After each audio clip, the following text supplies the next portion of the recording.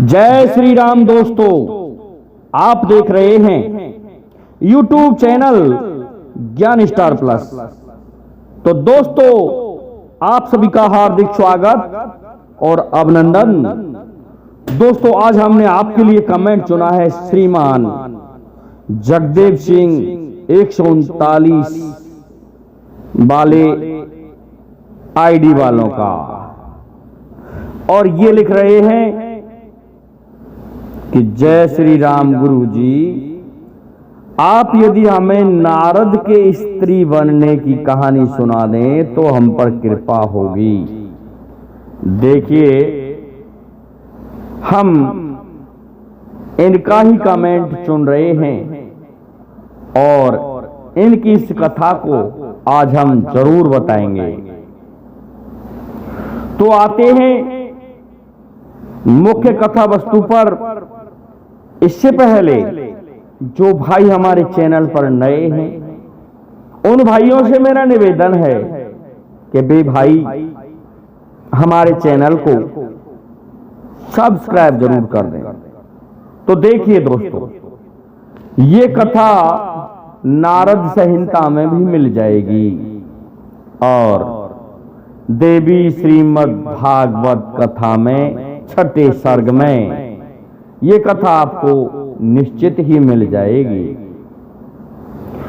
विडंबना कुछ ऐसी है कि ये जो प्रश्न है बड़ा अटपटा है कि एक पुरुष का स्त्री बनना, जिसे हमारे वैज्ञानिक खोजते चले आ रहे हैं, लेकिन उनको आज भी ये रहस्यमय लग रहा है कि एक पुरुष स्त्री कैसे बन गया और बन के किसी की पत्नी बन के रहा और उससे संतान उत्पन्न हुई, और संतान उत्पन्न होने के बाद वो फिर से अपने उसी पुरुष तत्व को प्राप्त हो गया। कितना गजब का प्रश्न है। देखिए, बड़ा रहस्य बना हुआ है ये प्रश्न। परंतु एक विडंबना अब आगे भी आएगी कि नारद जी एक बार बैकुंठ धाम में पधारे थे, अर्थात भगवान श्री हरि विष्णु के पास पधारे थे और देखा कि सेज सैया अर्थात शेष सैया पर भगवान श्री हरि विष्णु और माता लक्ष्मी जी बैठी हुई थी। लेकिन उनके पास पहुंचते ही माता लक्ष्मी उस स्थान से अपने भवन में चली गईं, लक्ष्मी भवन में, और वहां जाकर के नारद जी ने सोचा कि मैं तो काम वासनाओं से मुक्त हूं, पर ये माता लक्ष्मी को क्या हुआ जो मुझे देख करके अंदर महल में दुबक गई। इस बात को उन्होंने श्री हरि विष्णु भगवान से कहा। तो भगवान श्री हरि विष्णु कहने लगे, नारद जी, कुछ एक ऐसी ही विडंबनाएं होती हैं कि कोई पुरुष आया और उसे देख के स्त्री अपने घर में घुस गई, तो इनको आप नहीं समझ पाओगे। कहने लगे, प्रभु, मैं समझना चाहता हूं कि एक औरत इस तरह से क्यों घुस जाती है अपने घर में। यदि कोई पुरुष आया तो शर्म करके मारे घुस गई, या क्या कारण था? क्योंकि मेरा तो राग द्वेष से कोई मतलब ही नहीं है। तो भगवान श्री हरि विष्णु कहने लगे, नारद जी, सब समझ में आ जाएगा। ठीक है, मैं आपको इस जवाब को जरूर दूंगा। ऐसा कहकर के अन्य बातों में भगवान श्री हरि विष्णु नारद जी को लगा देते हैं और नारद जी से थोड़े समय पश्चात कहते हैं कि नारद, चलो भ्रमण के लिए चलते हैं और दोनों सखियां हम बड़े अच्छे तरीका से भ्रमण करके लौटेंगी। कहने लगा नारद चलिए प्रभु। देखिए दोस्तों, नारद श्री हरि विष्णु का मन था, मन से उत्पन्न हुए थे नारद जी। तो जो भगवान के मन में आता है वो नारद जी को पहले ही पता चल जाता है, लेकिन इस स्थान पर ये सब कुछ पता ही नहीं चला कि नारद जी के साथ में क्या घटित होने वाला है। और लेकर के आ गए कान कुब्ज में। जब कान कुब्ज में वे लेकर के आ गए तो कहने लगे, प्रातः काल का समय था, खूब गर्मी पड़ रही थी। अब कहने लगे श्री हरि विष्णु, नारद जी स्नान ध्यान कर लो, क्योंकि आप तो ऋषि मुनि हो। कि हाँ प्रभु, मैं स्नान करूंगा। तो स्नान करने के लिए नारद जी ने अपने तूमे को रख दिया और जैसे ही डुबकी लगाई, दोस्तों उस कान कुब्ज के सरोवर में नारद जी औरत बन गए। अब तो एक सुंदर सी स्त्री बनकर के खड़े हैं नारद जी, और उसे देख करके भगवान श्री हरि विष्णु प्रसन्न हो रहे हैं। उनका तमूरा उठाया दोस्तों, अर्थात बीड़ा उठा लिया, और उठा करके भगवान श्री हरि विष्णु वैकुंठ धाम को ले आए उस वीणा को। अब क्या होता है, नारद जी बैर बने अर्थात स्त्री बने खड़े हैं। दोस्तों थोड़ी खड़ी बोली कह गया हूं मैं, औरत बने खड़े हुए हैं। उस स्थान पर ताल ध्वज नाम का एक राजा भी आ जाता है कि सामने इतनी सुंदर औरत को खड़ा देख करके राजा से नहीं रहा गया। कहने लगा, अरे कहां की राजकुमारी हो, तुम कौन हो?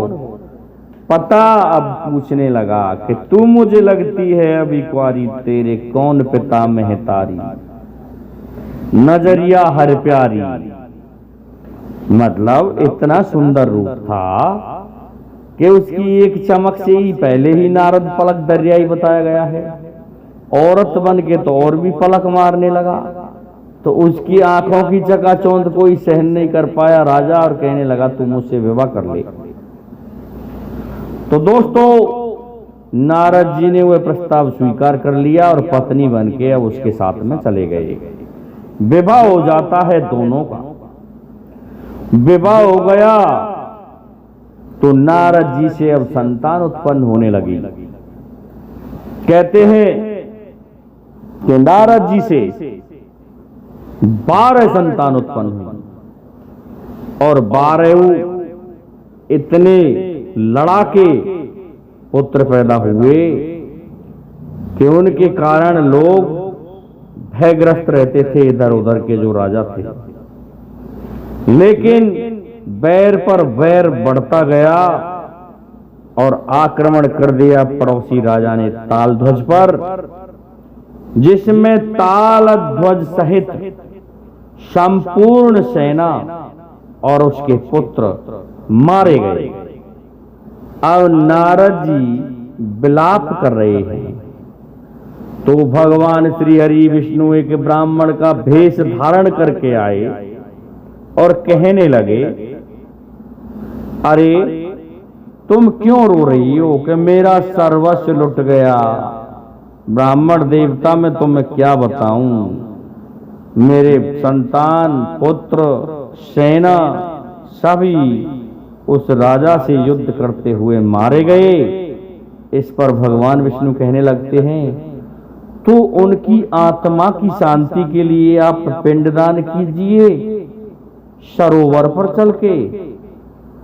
दोस्तों कान कुब्ज में ही, वो कान कुब्ज का ही राजा था ताल ध्वज, सरोवर पर ले आए नारद जी को फिर से भगवान श्री हरि विष्णु कि उनकी आत्मा की शांति के लिए स्नान करना जरूरी है। अब तो दोस्तों स्नान करके पिंडदान करवाते भगवान विष्णु के जैसे ही उन्होंने डुबकी लगाई फिर से स्नान किया, तो भूल गए क्या पिंडदान और किसी की आत्मा की शांति को, कि किसको शांति मिलेगी। और नारद जी नारायण नारायण कर रहे हैं, भगवान श्री हरि विष्णु हंस रहे हैं। कहने लगे नारद क्या हुआ? कुछ नहीं हुआ प्रभु, कि कुछ तो हुआ है, कि हाँ मुझे ऐसा लगता है मैं एक ऐसे स्वप्न से आ रहा हूं जिसमें मैं स्त्री बन गया, और स्त्री बन के मेरा विवाह भी हुआ है, और मैं फिर से इसी तालाब में स्नान करके आया हूं। कुछ मेरी समझ में नहीं आ रहा प्रभु, ये आपकी माया है। अब तो भगवान हंसने लगे, क्या अभी तो तू औरत बन के रो रहा था कि मेरे सभी पुत्र महाराज सभी मर गए, अब तू नारद बन गया। नारद जी की समझ में आ गया कि ये तो अहंकार था मेरा। यही कारण है कि औरत एक पुरुष को देख के अपने भवन में छुपने जाती है, और ऐसे ही वही स्थिति नारद की हुई। खूब भवन में छुपी रही और खूब विलाप करती रही। तो देखिए, मैं समझता हूं आपको मैंने ये जो कथा सुनाई है ये सटीक है और आपको अच्छी भी लगी होगी। तो इससे पहले जो भाई हमारे चैनल पर नए हैं वो हमारे इस वीडियो को लाइक शेयर सब्सक्राइब जरूर कर दें, और सभी भाई कर दें, जिससे कि आने वाले वीडियो का नोटिफिकेशन आपको मिलता रहे। दोस्तों, जय हिंद, जय भारत, जय जय श्री राधे।